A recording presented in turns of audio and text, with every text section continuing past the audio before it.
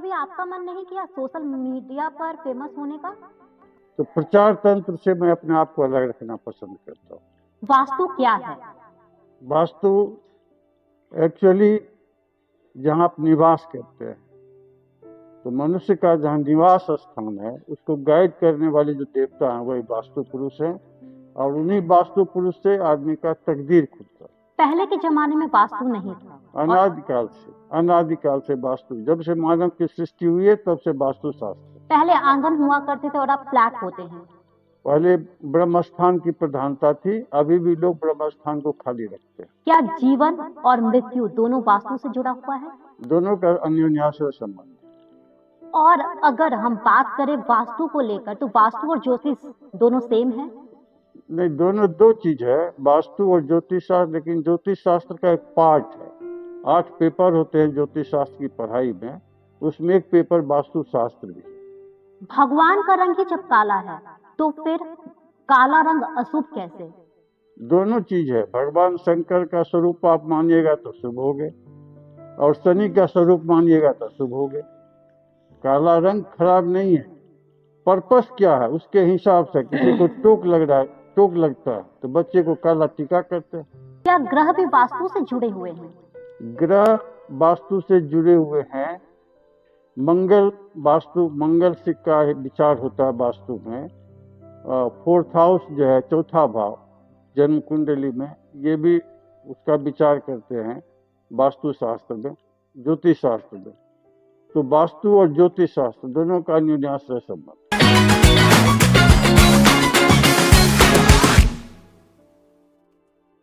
वास्तु की विद्या जीवन को सुखी बनाने की एक कला। मानो तो भगवान, नहीं मानो तो पत्थर।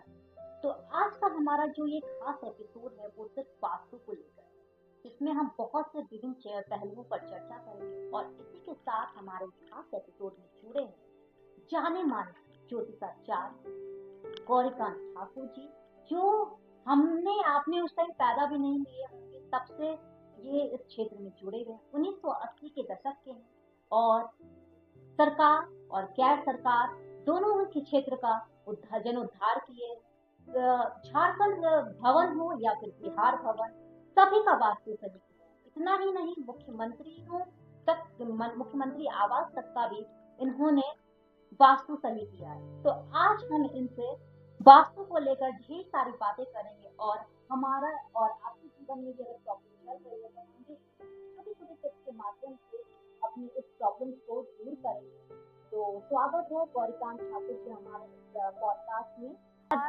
सबसे पहले तो आपका बहुत बहुत स्वागत है क्लासिक कोमल में।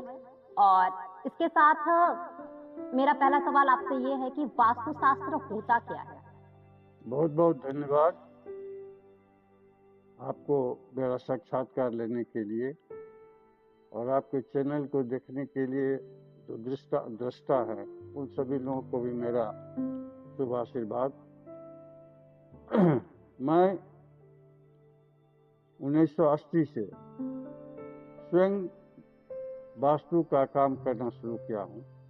उसके पूर्व हमारे पिताजी किया करते थे, उनका भी लंबा चौड़ा अनुभव रहा है। 50-60 वर्षों तक उन्होंने वास्तु का काम उन्होंने अपने क्षेत्र में किया था, और 80 के से मैं स्वयं कर रहा हूँ। तो विभिन्न जगहों पर ये काम करने का एक मुझे अनुभव है। किताबी ज्ञान के अलावा, किताबी पुस्तकों के अलावा व्यवहारिक जिंदगी में जो कठिनाइयाँ आई और उस कठिनाइयों को कैसे फेस किया जा सकता, उसका जो अनुभव मेरे साथ है, उससे नए लोगों को फायदा हो सकता है। तो एक्चुअली रिसर्च वर्क कहीं है नहीं, कोई अपना अनुभव साझा करते नहीं। पुस्तकीय ज्ञान के आधार पर वास्तु शास्त्र की लोग व्याख्या करते हैं। तो वास्तु शास्त्र का हमारे जीवन पर किस तरह से सिद्धांत मैं उसी पर आ रहा हूँ। व्यक्तिगत जो वास्तु शास्त्री हैं उन्होंने अपने अनुभव को कहीं साझा नहीं किया, कोई रिसर्च वर्क नहीं हुआ। पुस्तकीय ज्ञान पर ट्रेडिशनली जो आ रहा है उसी के आधार पर लोग वास्तु की परिभाषा करते हैं। जैसे किसी का तकदीर बदलना है तो ग्रह शांति कराते हैं, उसी तरह से किसी भवन में आप निवास कर रहे हैं, जितना महत्व कहीं आप जा रहे हैं तो वस्त्र का होता है, किस समय किस वस्त्र को आप धारण करें। शादी में जा रहे हैं, किसी पार्टी में जा रहे हैं, या पूजा पाठ करने के लिए जा रहे हैं, तो काम के हिसाब से आप अपना वस्त्र का भी साज सज्जा करते हैं, अपने शरीर का साज सज्जा करते हैं। उसी रूप में मनुष्य का तकदीर भी वो स्थान विशेष के साथ जुटा होगा। किस व्यक्ति को किस रूप का मकान सूट करेगा, कौन वास्तु उसको सूट करेगा, ये पार्टिकुलर व्यक्ति विशेष के आधार पर नहीं। लेकिन हमारे देश के कई ऐसे मुख्यमंत्री रह चुके हैं, उनके भी घर का आपने वास्तु दोष सही किया है। एक्चुअली होता क्या है, जो पुरानी बिल्डिंग है उस बिल्डिंग को बहुत तरह से किंवदंतियां जुट जाती है, इसमें भूत है, प्रेत है, ये है, वो है, बहुत तरह की बातें आती है।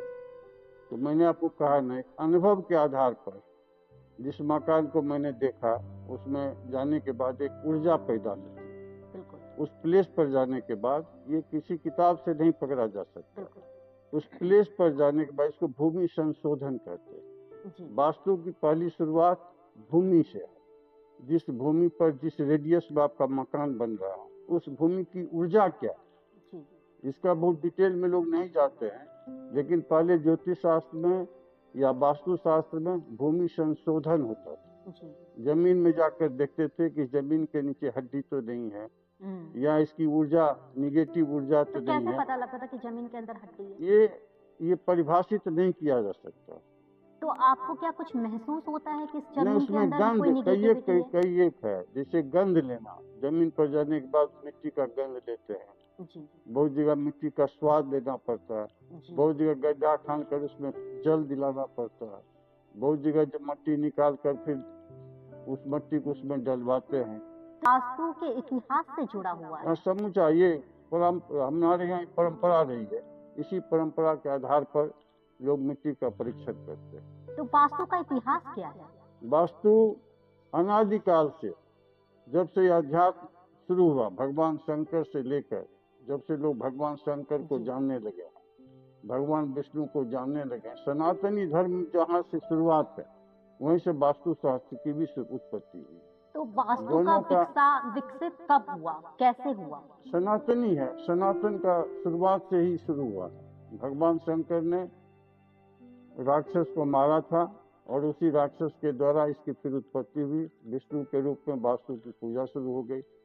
लोग घर को मालिक लक्ष्मी और विष्णु को मानते हैं, इसलिए वहाँ विष्णु के रूप में वास्तु पुरुष की पूजा करते हैं। जैसे आप तो 1980 के दशक के हैं, तो कि उस समय से आप कह रहे हैं कि वास्तु चला आ रहा है, लेकिन पहले के जमाने में वास्तु इतना ज्यादा नहीं देखा जाता था। तो पहले के जमाने में भी घर में हंसी खुशी का माहौल रहता था, लेकिन अब के जमाने में हर चीज में वास्तु, हर चीज में, जहाँ जाओ, ऑफिस में जाओ वास्तु, घर में जाओ वास्तु, ये नकारात्मक हो रही है वास्तु। तो क्या चीजें बदल रही हैं? एक्चुअली क्या है, वास्तु अनादिकाल से आ रहा है। मैं अपने पिताजी को भी बाल्यावस्था से ही देखा, मेरा 49 में जन्म हुआ है, और समझिए 56, 57, 60 के बाद से तो मैं होश हवास में आ ही गया था। बिल्कुल। तो उस समय से ही मैं देख रहा हूँ, सोकर उठता था, मेरे दरवाजे पर कम से कम 10 घोड़ा खड़ा हो जाता था। कहाँ है? तो मिट्टी जाकर परीक्षण करना है, हमारे पिताजी जाते थे। तो हम तो देख रहे हैं कि शुरू से ही वास्तु की खोज होती है। लेकिन पहले के जमाने में इतना पेड कंसल्टेंसी नहीं चलता था, लेकिन अब के जमाने में ये पेड कंसल्टेंसी आ गया है। दोनों में अंतर है। उस समय अपने आपके व्यवहार से, आपके गुण से प्रचार होता था जी। मैं अभी भी जो आपका जो प्रश्न था, आप इसमें क्यों नहीं आते हैं, इसके पीछे मुख्य कारण यही है। ये प्रचारात्मक चीज नहीं है, ये आपका यश जो है आपके कृतित्व से फैलता है। और हिंदू परंपरा यही रही है कि अपने मुंह मियां मीठी नहीं बनना चाहिए, अपनी प्रशंसा अपने से स्वयं नहीं करना चाहिए। तो व्यक्ति की अपनी प्रतिभा होती है, उसका प्रचार स्वतः हो जाता है। लेकिन प्रचार स्वतः अगर हो जाता है तो सोशल मीडिया पे लोगों को कभी इच्छा नहीं होती कि चलो ठीक है, डिजिटल का इतना ज्यादा दौर है, सोशल मीडिया का इतना दौर है, तो कभी लोगों को जानकारी दे दूं। मैं एक उदाहरण देता हूँ। आप ये कर रहे हैं और आपके माध्यम से मेरा प्रचार हो जाएगा जी। और 10 आदमी एक ही दिन में पहुंच जाएंगे कि मेरा वास्तु देख लीजिए, ये प्रैक्टिकल है?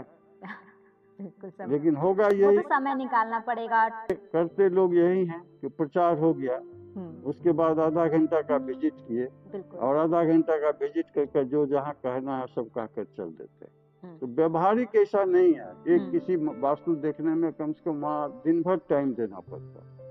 आज के परिवेश में जो प्रचार के माध्यम से आ रहे हैं वास्तु शास्त्री, उनके पास ये टाइम नहीं है। 10-10, 20-20 मिनट में वास्तु को निपटाते हुए चले जाते हैं। इसे वास्तु क्या कहते हैं, गृह स्वामी को फायदा के जगह पर वो फायदा नहीं हो पाता। जब तक कंसंट्रेट होकर आदमी वहां पर कम से कम दिन भर समय देकर नहीं देखेगा तो ऊर्जा का ज्ञान नहीं। नई पीढ़ी में सबसे बड़ा प्रॉब्लम यही है कि भूमि संशोधन की जो प्रक्रिया है उसका ज्ञान नहीं, केवल ऑर्नामेंटल है। जो आप अग्निकोण में चूल्हा रसोई रखिए, नॉर्थ ईस्ट में पूजा घर बनाइए, साउथ वेस्ट में मास्टर ऑफ द बिल्डिंग का दीजिए, मास्टर हाउस बनाइए, उत्तर पश्चिम भंडार कोने लक्ष्मी जी का घर बनाइए, वहाँ बाल बच्चों को रखिए। ये ऑर्नामेंटल है, इसको लोग जानते हैं, इसी के आधार पर व्याख्या कर देते हैं। लेकिन ये कोई जरूरी नहीं है। साउथ वेस्ट में रहने वाला आदमी गृह स्वामी को साउथ वेस्ट में रहकर, अगर साउथ वेस्ट की जमीन उसकी खराब है और वहां पर गृह स्वामी बैठ गया, बिल्कुल, तो वो उस मकान को बर्बाद कर देगा। पिक एंड चूज करना पड़ता। हो सकता है उसका साउथ वेस्ट खराब हो तो उसको सीधे पूरब भी ले जाना पड़ता, कभी पश्चिम दिशा में भी ले, कहाँ उसका रहन। ये पिक एंड चूज करना पड़ता है कि इस व्यक्ति के लिए जन्म कुंडली के हिसाब से, उसके राशि के हिसाब से, जमीन की अपनी ऊर्जा के हिसाब से उसको किस स्थान पर निवास स्थान उसका बनाया जाए, उसको बेडरूम कौन सा दिया जाए। ये नई पीढ़ी के लिए समस्याएं हैं। जब तक उसका भूमि संशोधन का ज्ञान नहीं होगा इस चीज को नहीं पकड़ सकते। तो कैसे पता करें कि इस घर का वास्तु सही है? क्योंकि लोग फ्लैट जोश जोश में खरीद लेते हैं और फ्लैट का जो मतलब क्या घर खरीद लेने के बाद जो वास्तु सही करवाया जा सकता है? नहीं, वास्तु कभी भी संशोधित हो सकता है। ऐसे मैं अपना अनुभव के लिए कह रहा हूँ। आप किसी भी फ्लैट में जाइए, जैसे आप किसी आदमी से मिलते हैं, एक बार जब किसी से आप मिल रहे हैं तो आपको प्रसन्नता होगी, किसी से मिल रहे हैं तो आपको मनहूस लगेगा। जी बिल्कुल। किसी से आप मिल रहे हैं तो आपको प्रसन्नता होगी, अब फिर किसी से आप मिल रहे हैं तो आपको लगेगा कि मनहूस आदमी है। बिल्कुल। तो आदमी के साथ ये बात होती है। और जहाँ घर की भी यही स्थिति है। जो ज्ञानी आदमी है, जरा सा भी अध्यात्म से जुटा हुआ होगा तो एक घर में जाने के बाद उसको लगेगा ये प्रसन्न हो रहा है, वहां जाने के बाद एक दूसरे को लगा कि नहीं अच्छा नहीं लगा। तो घर बोलता है। ये आपका कितना डेप्थ है इस विद्या में, उसके हिसाब से आप परिभाषित कर सकते हैं। वास्तु शास्त्र के अनुसार जीवन में सफलता हासिल करने के लिए क्या करना चाहिए? मैंने आपको कहा ना, जब वास्तु और ज्योतिष दोनों का न्यूनाश्रय संबंध है। ज्योतिष शास्त्र में चतुर्थ भाव से, फोर्थ हाउस जो है चतुर्थ भाव, इसको गृह कहा गया है और गृह ही वास्तु हुआ। और मंगल कारक है वास्तु का। मंगल कारक क्या है ये? मंगल ग्रह से ही ज्योतिष में मंगल ग्रह से उसका गृह का विचार करते हैं। मंगल ग्रह क्या है? मंगल जैसे 9 ग्रह होते हैं, सूर्य, चंद्रमा, मंगल, बुध, बृहस्पति, शुक्र, शनि, राहु और केतु, 4 ग्रह हो गए। तो फोर्थ हाउस का जो मालिक हुआ वो मंगल हुआ। वैसे तो मंगल सेनापति है, मिलिट्री मैन है। सेनापति का मतलब होता है, ज्योतिष शास्त्र में कोडिंग है, कैरेक्टर ऑफ द ग्रह, ये कोडिंग कर दिया किस किस चीज का वो कारक।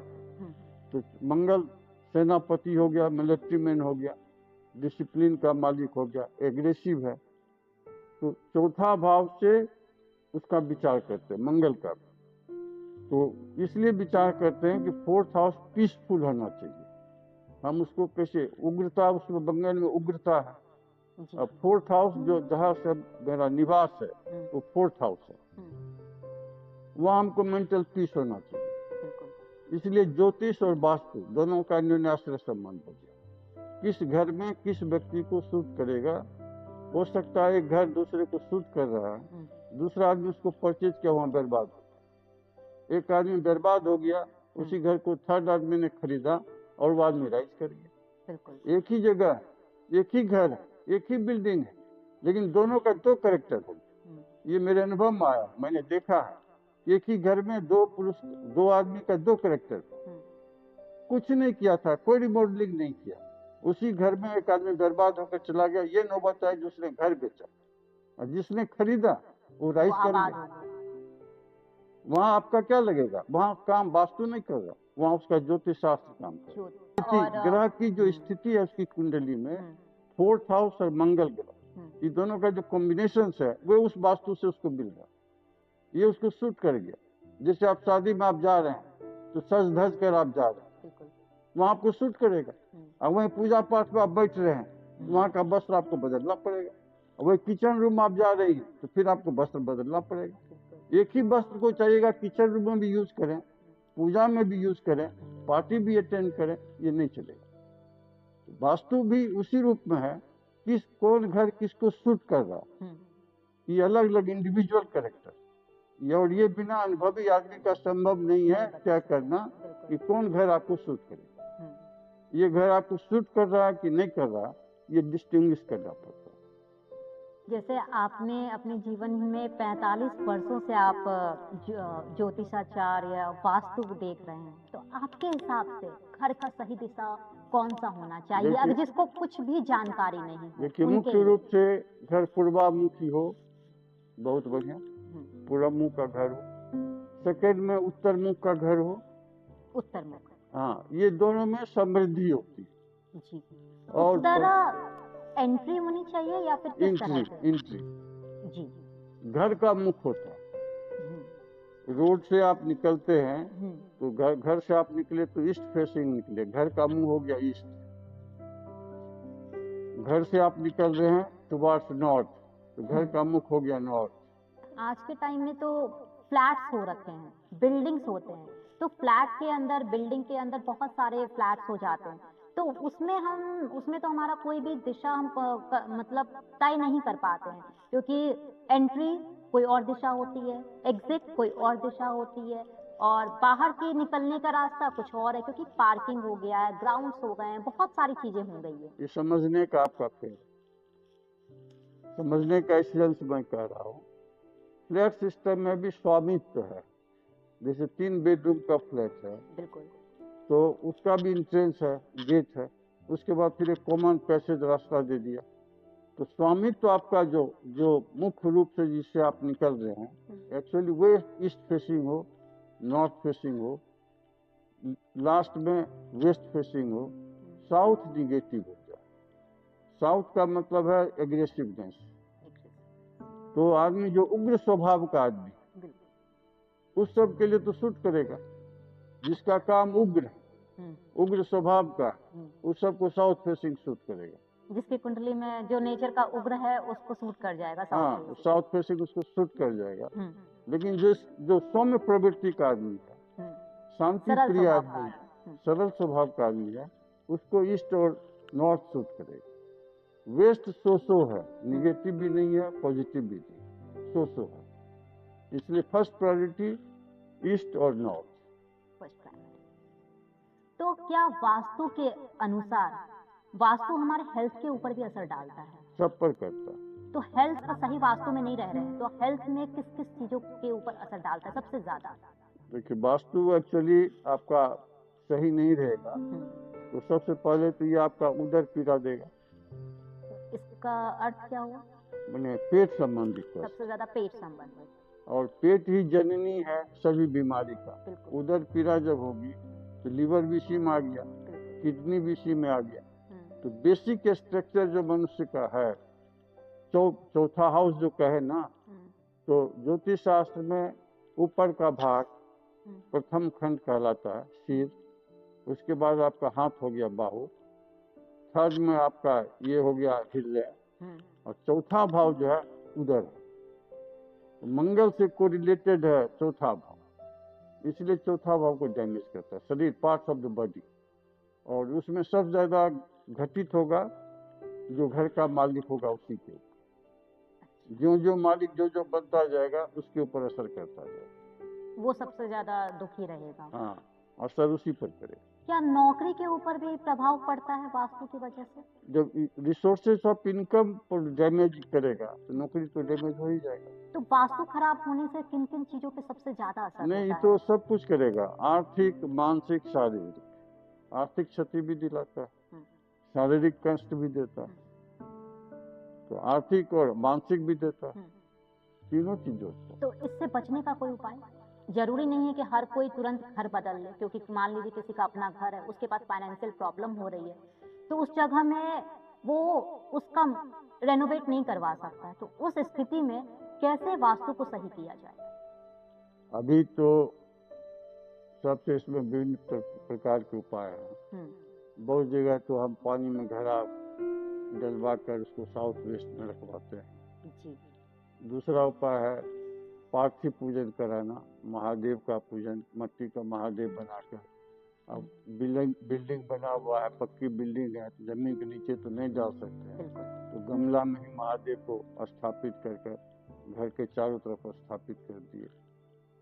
तीसरा उपाय है घर के ईशान कोण में अपना पूजा घर बनावे, वहाँ प्रतिदिन दुर्गा और शिव की उपासना करावे, तुलसी का वृक्ष लगवावे, हनुमान जी का ध्वजा स्थापित करें। हनुमान जी का वास्तु में हनुमान जी का विरोध, उस शनि के मालिक है, तो इसलिए हनुमान जी का, हमारे बिहार में तो सभी घर में ये हनुमान जी का ध्वज गाड़ा जाता है, ये परंपरा बनी हुई, और जगह नहीं है, लेकिन बिहार में तो हनुमान जी का ध्वजा, बांस में ध्वजा गाड़ कर स्थापित करते ही, इसी वास्तु की शांति होती है। और वास्तु में की अगर कोनों की बात करें, दिशाओं की, तो बेडरूम में सबसे परफेक्ट सही दिशा कौन सी? नहीं, ये जैसे मैंने कहा ना, साउथ वेस्ट मालिक का घर जी। कौन से इधर सिर करके सोना चाहिए, क्योंकि क्या कहानी? पूरब माथा रखकर, पूरब दिशा से ही माथा रखना चाहिए, क्योंकि आजकल लोग फैंसी रूम बनवा रहे फैंसी हैं, रूम बनवा, मॉडर्नाइजेशन का जमाना हो गया है, तो उसमें वास्तु को लोग फॉलो नहीं कर रहे हैं। फॉलो करना चाहिए, पूरब माथा पूरब रखे, अगर पॉसिबल नहीं हो पूरब में रखना तो फिर दक्षिण रखे, उत्तर और उत्तर अवॉइड करना। उत्तर सबसे ज्यादा कौन सा दिशा अवॉइड करना चाहिए? उत्तर, उत्तर सिर नहीं रखना। पश्चिम, पश्चिम रख सकते हैं, पश्चिम कर सकते हैं। 1 नंबर पूरब, 2 नंबर दक्षिण, 3 नंबर पश्चिम। पश्चिम का भाव ये हुआ कि हम उठते हैं तो सूर्य भगवान का उदय रहता है जी, लात उनके साइड पर जाता है, तो पश्चिम सबसे शुभ हो जाएगा। नहीं, वो 3 नंबर इसीलिए रखे। 3 नंबर, प्रथम 1 नंबर में पूरब दिशा, 2 नंबर में दक्षिण, 3 नंबर में पश्चिम, उत्तर निगेटिव। उत्तर कभी नहीं रखना चाहिए, वो निगेटिव ऊर्जा क्यों हो गया? मतलब उत्तर आपका चुंबकत्वीय प्रभाव भी निगेटिव ऊर्जा ला देता है। ये जो ग्रेविटी चुंबक कहते हैं ना, चुंबकीय प्रभाव भी वहाँ निगेटिव ऊर्जा लाता है, इसीलिए उत्तर अवॉइड कराते हैं। और आजकल लोगों को सही पता नहीं है, फैंसी मॉडर्नाइजेशन की जैसे मैंने बात कही, तो वॉशरूम भी आजकल लोग फैंसी बनाने लगे हैं, तो वॉशरूम में जो पॉड होता है उसका सही दिशा कौन सा होना चाहिए? अब इसमें एक्चुअली क्या है, इसमें जो बैठते लोग हैं, बैठने के समय बस उनका पूरब मुंह हो, उत्तर नहीं हो, दक्षिण मुंह रहना चाहिए, नहीं उत्तर मुंह रहना चाहिए, दक्षिण, हाँ उत्तर मुंह रहे और पूरब मुंह रहे, वो ज्यादा ठीक है। और किचन का? किचन तो ईस्ट फेसिंग है। और कहते हैं कि मंदिर तो भगवान तो हर जगह है, चारों कोनों में भगवान का वास है, तो फिर भगवान के लिए दिशा क्यों निर्धारित किया गया है? अब इसमें आप शिव जी का स्तोत्र किए हो, नमामि शमीशान निर्वाण रूपम, शिव जी का जो स्तुति करते हैं, नॉर्थ ईस्ट में भगवान शंकर का वास है, तो मूल कारण यही है कि अग्नि कोण में अग्नि का वास हो गया, पूरब दक्षिण का कोना, इसीलिए वहाँ किचन की प्रधानता हो गई। उत्तर पूरब में आपका आगे भगवान शंकर, इसलिए पूजा की उपासना का घर यही हो गया, ईशान को। पश्चिम उत्तर दिशा में लक्ष्मी का घर है, हम लोग के यहाँ उसको भंडार कोण भी कहते हैं, नॉर्थ वेस्ट, वहाँ भी आप भगवान की पूजा का घर बना सकते हैं नॉर्थ वेस्ट में।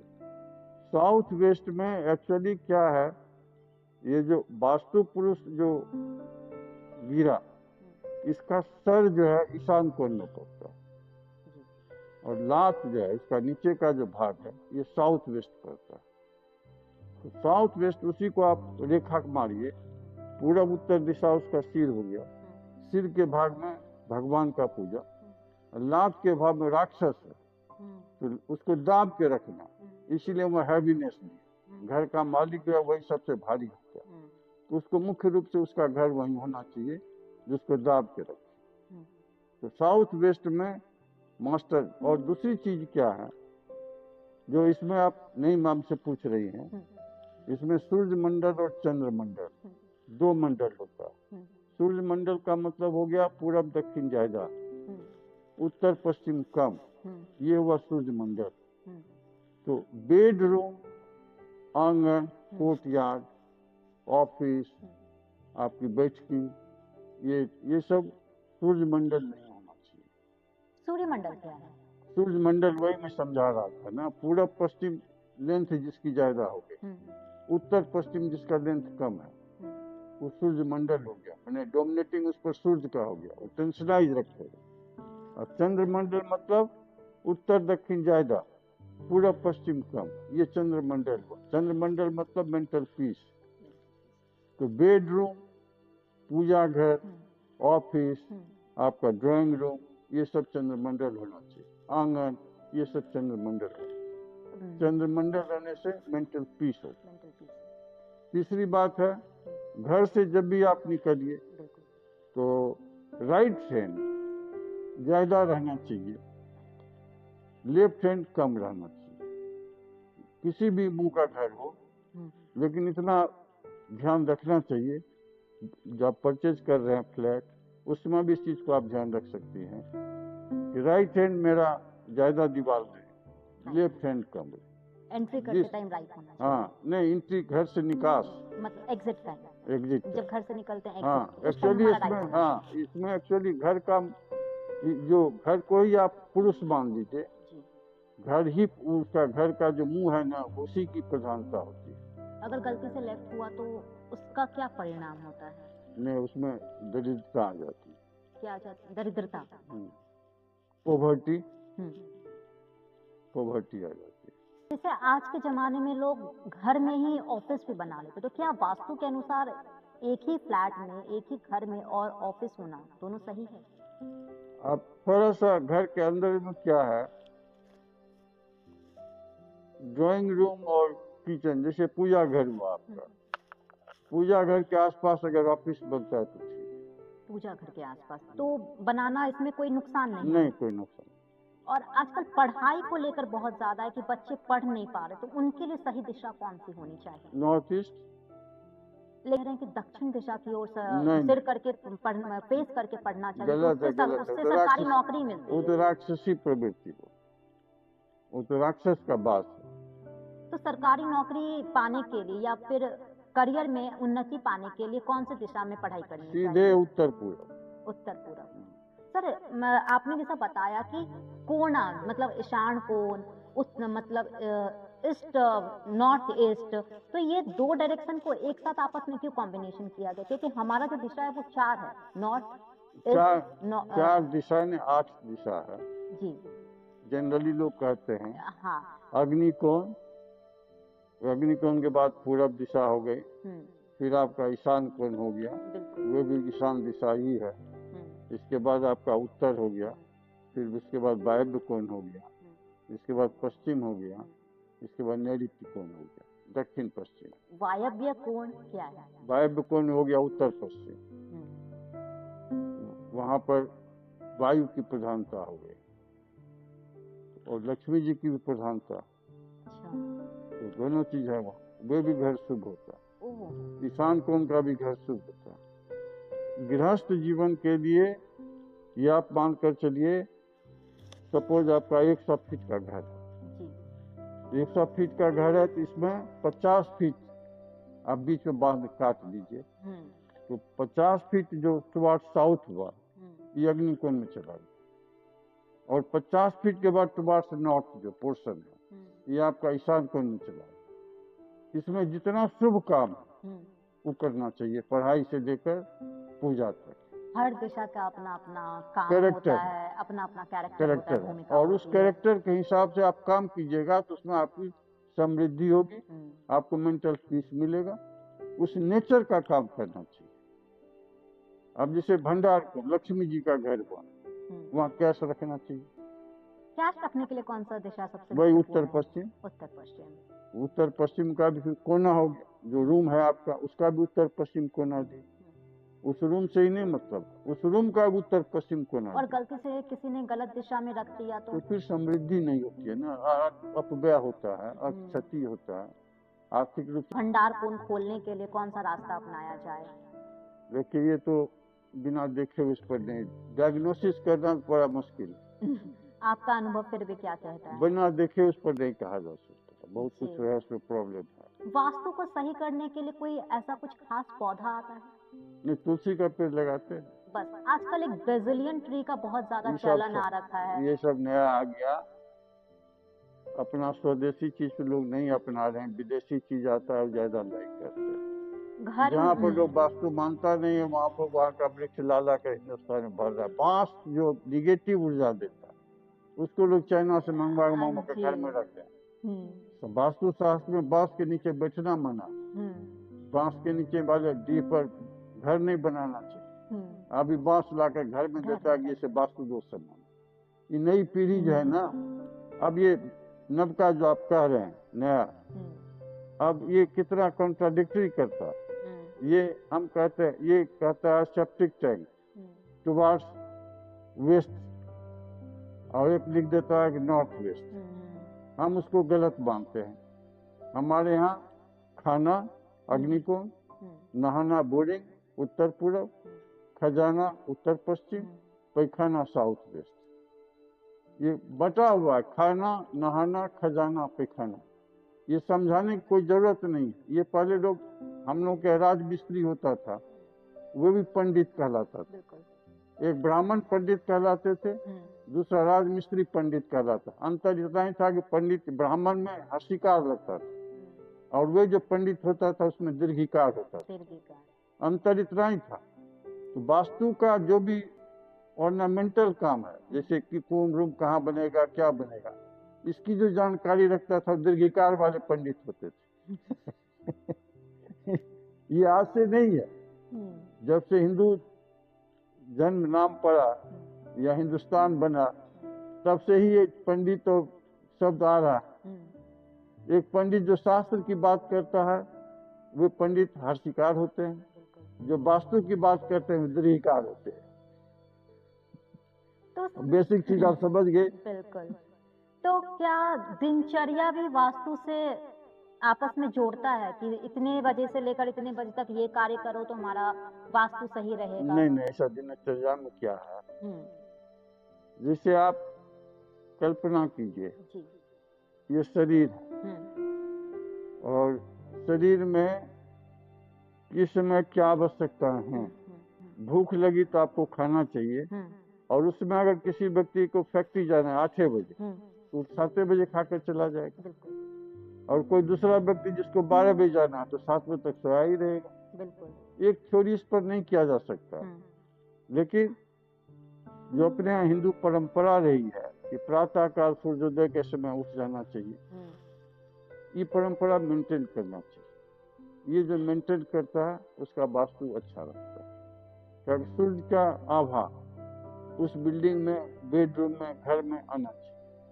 जिसके घर में सूर्य की आभा प्रातः काल नहीं आते है ना, तो उसकी उन्नति में भी अवरोध होता है। सूर्य प्रत्यक्ष देवता और चंद्रमा प्रत्यक्ष देवता, तो सूर्य का आभा और चंद्रमा की आभा, ये दोनों पर ध्यान देना चाहिए हमारे घर में आवे। और वास्तु शास्त्र के अनुसार तत्व जो है उसका क्या महत्व है?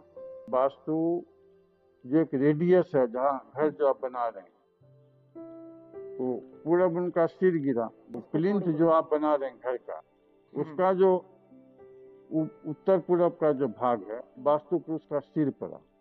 और दक्षिण पश्चिम का जो भाग है वास्तु पुरुष का पांव पड़ा। तो मैं परिभाषित कर रहा हूँ जो मूल जमीन पर घर बनाएगा उसके लिए।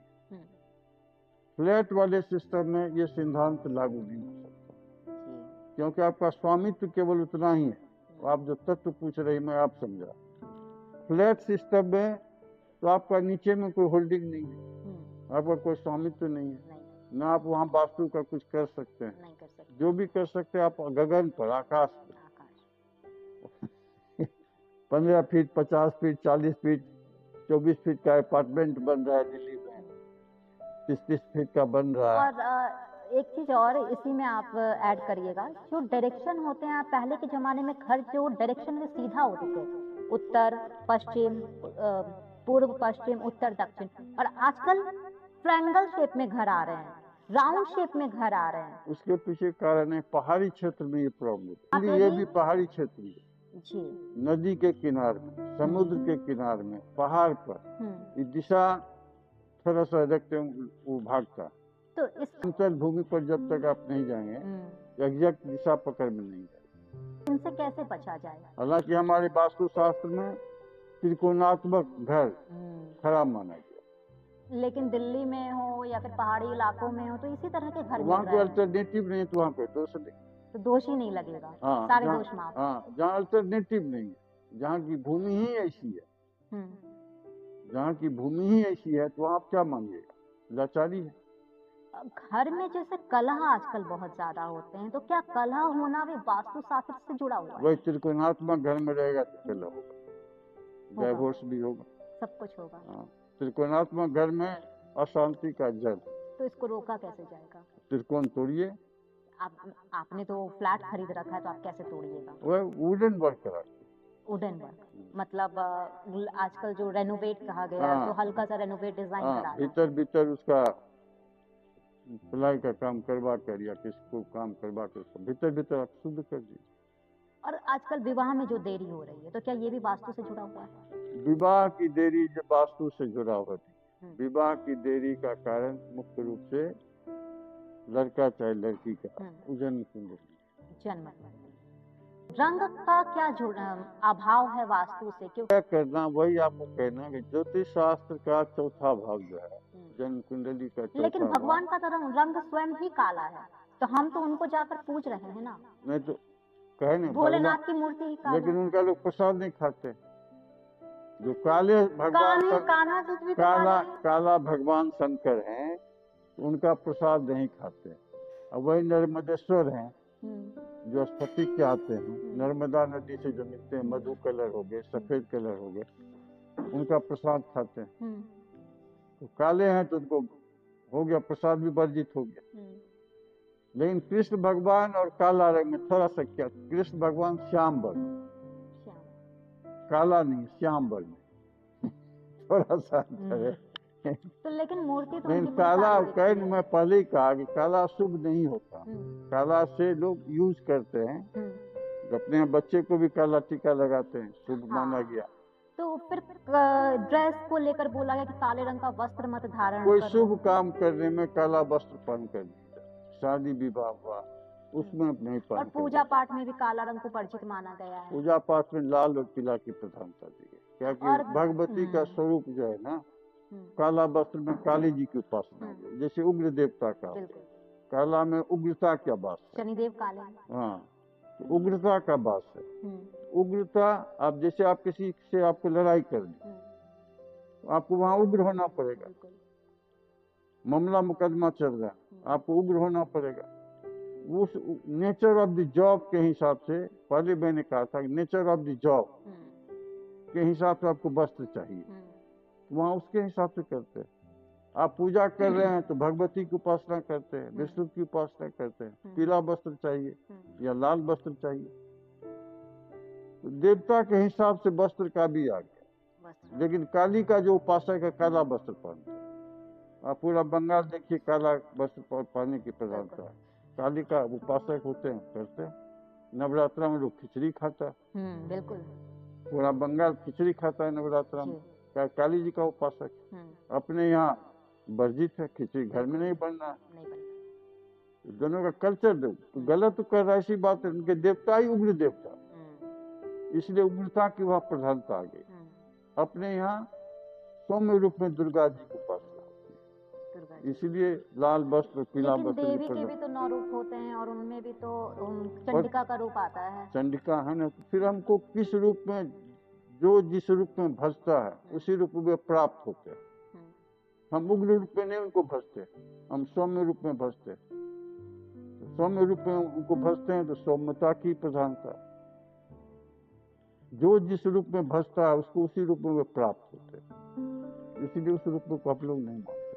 जमाने में कलर दीवालों के रंगों को लेके बहुत ज्यादा ये बताया डिस्टिंग्विश गया होगा है। जन्म कुंडली से, किस व्यक्ति को कौन रंग सूट करेगा ये जन्म कुंडली तय करेगा। अच्छा, वास्तु तय नहीं करता है। वास्तु तय, वास्तु को भी तय वही कराता है जन्म कुंडली। तो किस मुख का कोई परचेज कर रहा है वे तय करने के लिए उसका जन्म कुंडली की प्रधानता है। कौन दिशा उसको सूट करेगा, उत्तर सूट करेगा कि दक्षिण सूट करेगा कि पूरब सूट करेगा कि पश्चिम सूट करेगा, ये तय जो आपका जन्म कुंडली से होगा। मंगल किस राशि में है, किस परिवेश में है, कौन ग्रह उसको देख रहा है, ये तय करेगा कि उसको किस रूम का फ्लैट सूट करेगा। आमतौर पर बात करें तो दीवालों का कौन सा रंग होना चाहिए वास्तु शास्त्र के अनुसार, बिना कुंडली देखे? बिना कुंडली देखे हुए तो सीधे बात करता है, सफेद हो, हरा हो, पीला हो, लाल वर्जित मान। हरा के पीछे की क्या कहानी है? हरा रंग, हरा बुध की प्रधानता, व्यापार का कलर, व्यापार का, इसलिए हरा रंग से सक्सेस मिल सकती है। तो लाइट ग्रीन होना चाहिए, डार्क ग्रीन? लाइट। हल्के रंग और गहरे रंग, इन दोनों में क्या है जो अब थोड़ा सा वही कहना कि अब जब जन्म कुंडली की बात आएगी ना तो अब वो उससे क्या होता है कि इसको डीप किया जाए कि हल्का पर किया जाए। किसी का बुध अगर कमजोर तो उसको अगर डीप करा देंगे तो दिक्कत होगी, उसको हरा रंग चाहिए, माने कमजोर रंग चाहिए। और किसी का मजबूत है तो उसको डीप करा देना चाहिए। आप जैसे उदाहरण के रूप में कहिए, कोई लड़की अगर गोरी रंग की तो उसको आप लाल वस्त्र पहना दीजिए, बहुत सुंदर लगेगी। कोई लड़की काली है तो उसको लाल वस्त्र पहनाइएगा, अच्छी नहीं लगेगी। ये कहीं से थोड़े आता है, वो कौन यूज कर रहा है इसके ऊपर डिपेंड करता है, किसको कौन कलर सूट करेगा, ये यही वास्तु तो है।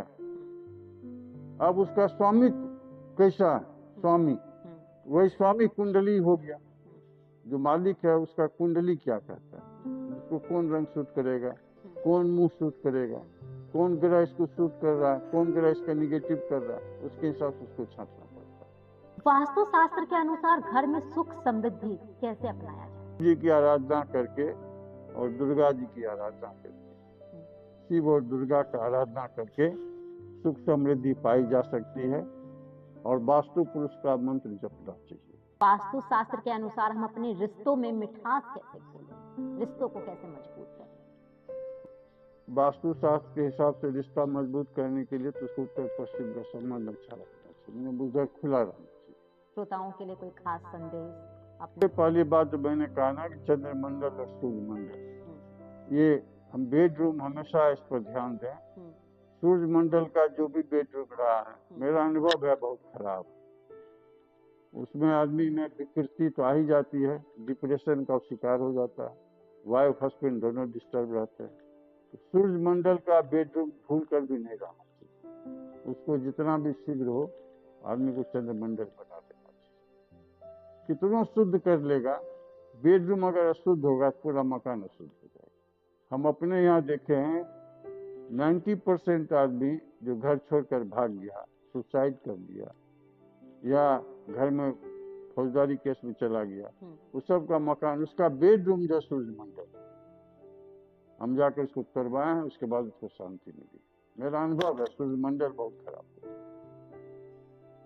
सूर्य मंडल जब तक ठीक नहीं होगा उसको शांति नहीं मिल सकती। तो आपके इतने सालों का अनुभव रहा और हमें बात करके बहुत अच्छा लगा, हमें भी बहुत सारी नई नई जानकारी मिली।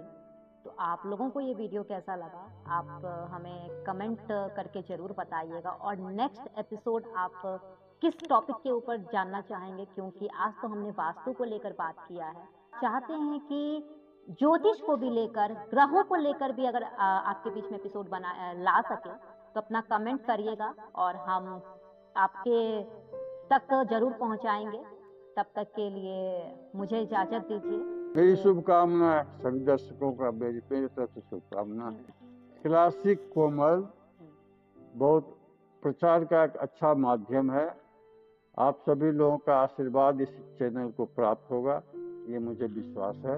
इसी विश्वास के साथ मैं अपनी बातों को समाप्त करता हूँ। जी बहुत बहुत धन्यवाद, अपना धन्यवाद, कीमती समय हमें दिया। धन्यवाद, धन्यवाद, धन्यवाद। Like and subscribe, like and subscribe, like and subscribe, like and subscribe, like and subscribe.